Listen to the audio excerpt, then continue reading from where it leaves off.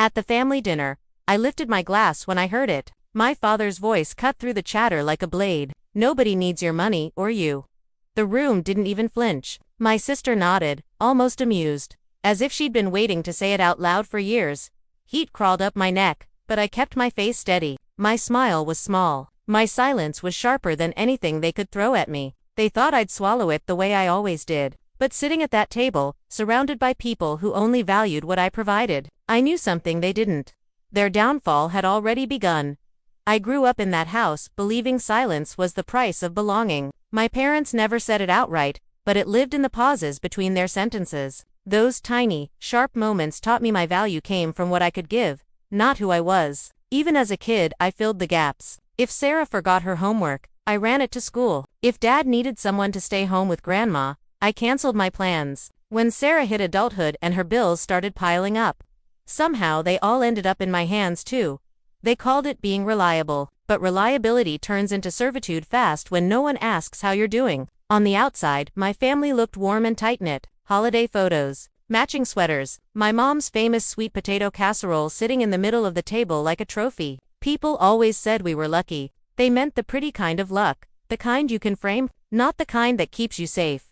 Grandma was the only person who ever looked at me and didn't see utility. I still remember her tiny kitchen, the smell of peppermint tea and old books, the way her hands rested on mine when she said, "You don't have to save the whole world, honey." Back then, I didn't realize she meant my world, my family. After she passed, that kitchen became my sanctuary. I kept the key. I kept the memory of someone who saw me. Back at the dinner table, the same table I'd spent decades setting, clearing and cooking for, I sat between people who had rewritten me in their heads. Not Maya, the project manager. Not Maya, who paid her own rent and built her own life. Just Maya, the fixer. Maya, who always shows up. Maya, who covers the bill and never complains. Dad didn't look up when he said the words. Mom kept slicing the ham. Sarah smirked into her wine. And somehow, in that moment, everything clicked into place, like a door finally shutting. That house wasn't mine. It never had been. Maybe that's why their words didn't crush me the way they expected. It hurt badly, but it didn't break me. It clarified things. It made the air sharp. It made the path forward clean. I realized something no one at that table had imagined. I didn't need them either. Not their approval, their guilt, their rules, or the seat they thought they had the right to take away. For the first time in my life, silence didn't feel like surrender. It felt like a beginning. The dinner went on as if nothing had happened. Plates scraped. Glasses clinked. Someone laughed at a joke I didn't hear. Inside my head everything went still, like the world dropping into slow motion. I watched my family the way you watch strangers on a train, curious, detached, wondering how you ever thought you belonged among them. Sarah leaned back, swirling her wine like she'd won something. "Mom's right," she added casually. "You take things too seriously, Maya. No one needs all that you do." She said it like a kindness, like she was easing a burden off my shoulders. What she really meant was, "You're only useful when we want you to be." I glanced at the sister whose late bills I'd paid, whose kids I'd bought school clothes for when she was between jobs, whose emergencies always landed in my lap. She never remembered the details, only the convenience, only the expectation. Mom finally looked up from the ham. "You work so much anyway," she said. "It's not like you have a family of your own to worry about. We don't want you burning yourself out for nothing." For nothing. That stung. Every hour I spent climbing my career, every quiet effort to build a life by myself was dismissed because it didn't serve them. Dad muttered, "Let's not make this dramatic. It's just the truth. You take things personally." It was gaslighting with a coat of polite varnish. They had long mastered the art. I looked around the table candles, the holiday centerpiece, the empty chair Grandma used to sit in. I used to think her absence left a simple ache. Now it felt like a warning I hadn't listened to soon enough. Sarah dropped her fork, annoyed by my silence. "Come on, Maya, say something." But I didn't trust my voice. Not because I feared what they'd think, but because anger, quiet, precise, razor-sharp, doesn't want to be spoken. It wants to be acted on. I reached for my napkin, folded it neatly, and set it by my plate. A simple motion, but it shifted something in the room. Sarah noticed first. Her brow tightened. Mom paused mid. I stood calm as the surface of a frozen lake. "I hear you," I said softly, loud and clear. Dad waved a hand dismissively. "Good, then we can move on."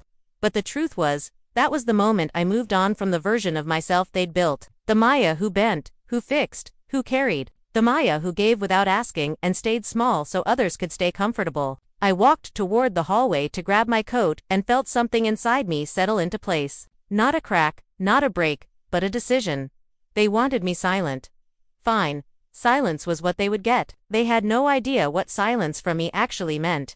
I didn't slam the door when I left. I didn't storm out or raise my voice. I stepped into the cold night and let the air bite my cheeks as if it could keep me from sinking too deep into the hurt. The porch light flickered behind me. For a second I saw my reflection in the window, tired eyes.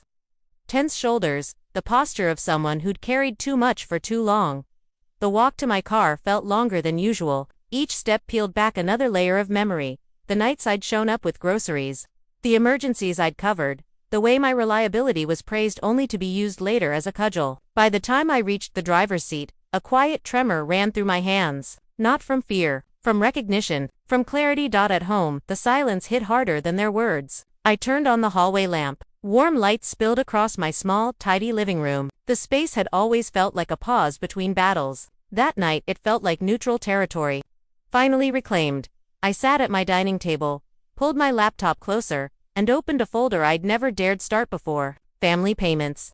The label looked foreign, almost clinical, but the truth inside it wasn't new. It was bank statements, transfers, receipts I'd buried under rationalizations.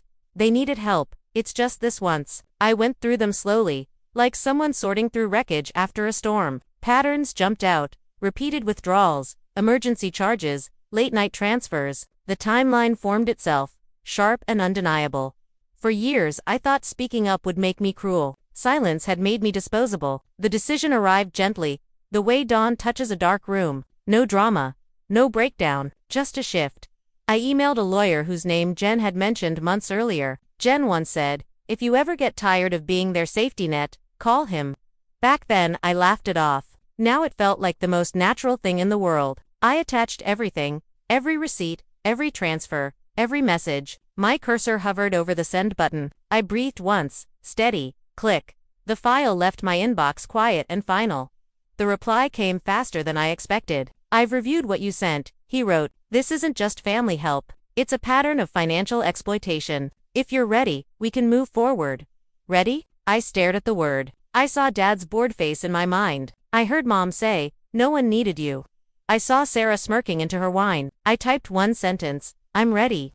The days that followed were different. I wasn't patching holes in someone else's boat. I was building a case. I met the lawyer in a small office downtown. He listened while I laid everything out from the first borrowed payment to the night they told me I wasn't needed. He asked dates, amounts, exact phrases from texts. "Once we file, this stops being private," he said. "It becomes a legal matter." They stopped being just family when they treated you like a walking account. We documented everything. Late-night transfers, urgent messages, the calls that always ended with guilt. On paper, it was a straight line of withdrawals and coercion. When the fraud report was submitted, there was no thunderclap. Just a confirmation email and a message from my lawyer. "They'll open an investigation." Meanwhile, my family noticed the shift. Sarah texted first. "You're acting weird. Is this about dinner?" Mom called. Dad left voicemails. "We're worried about you. Don't take things so personally." In one message I heard Sarah in the background complaining her card kept getting declined. I let it play, and then deleted it. 2 weeks later my lawyer called. "They've opened an investigation," he said. "There's enough to move forward. We'll need to speak with you again and with them." "Them," I repeated. "You've been carrying this alone for years," he said. "It's theirs to carry now."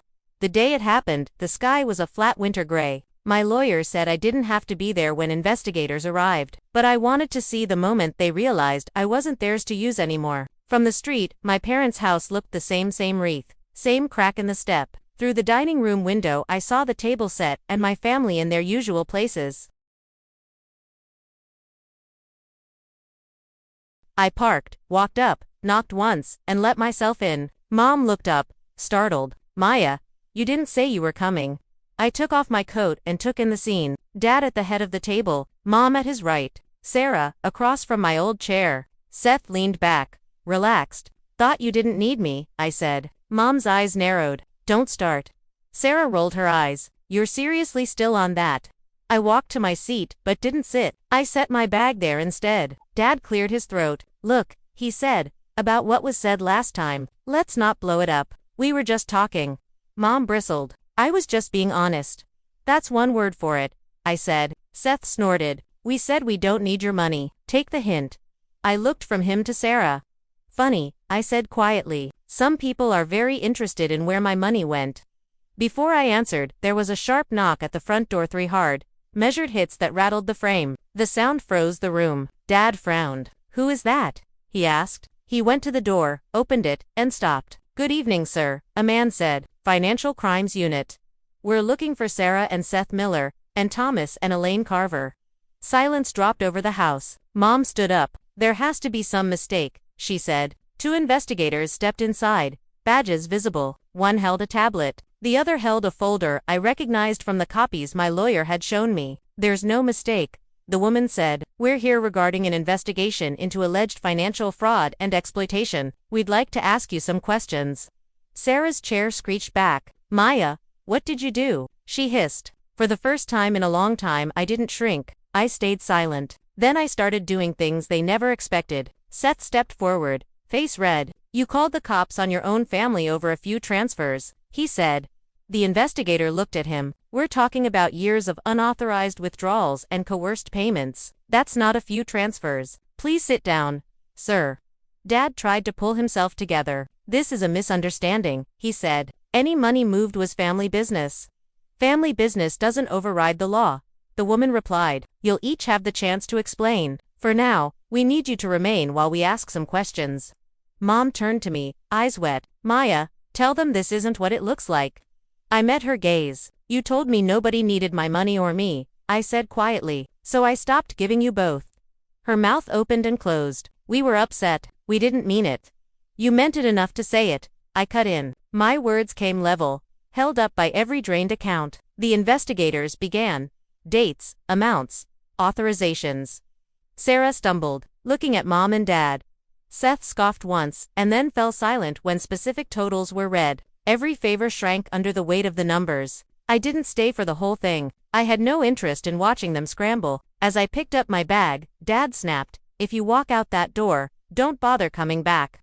For years, that sentence had been a loaded gun pointed at my chest. This time it sounded tired. I looked at him. The man who taught me family was everything. As long as I kept paying for it, and I said, you're just noticing now. Then I stepped outside, closing the door softly behind me, leaving the investigators and my family with the only thing that had ever really belonged to them, the consequences. I drove away without looking back. The fallout found its way to me anyway. 3 days later, Sarah's number flashed across my screen, over and over, until it finally stopped. Then came a text from an unknown number. Seth. They froze my accounts. I might get suspended. Fix this. I didn't reply. A week after that, Mom sent a long email, layered with guilt and half apology. We didn't understand how serious this was, she wrote. Your father is devastated. Please talk to us.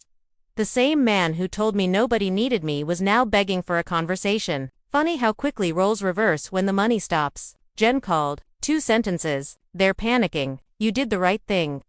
Kelly sent a longer message, thanking me for exposing what she'd seen for years. You were brave enough for all of us, she wrote. Somewhere between their unraveling and my quiet days alone, something shifted. I found a small apartment 2 states away, close to work and close to peace. No tense dinners, no sudden emergencies, no guilt disguised as love. For the first time in my life, the silence around me didn't feel like absence. It felt like freedom. Some nights I sit by my window with the lamp on low, watching the city move without me. I think about that dinner. The words meant to break me ended up setting me free instead. I used to believe family loyalty meant endurance, absorbing every blow, filling every gap, paying every debt. But love without respect isn't loyalty, it's captivity. Walking away wasn't punishment, it was clarity. The same silence they once mocked became the boundary that saved me. If any part of my story feels familiar, if you've ever been used, dismissed, or told you were too sensitive, you are not alone. You deserve reciprocity, not extraction. You deserve to be seen, not spent. Share your experience in the comments. I read every one, and if you want more stories like this, hit subscribe so you won't miss what comes next.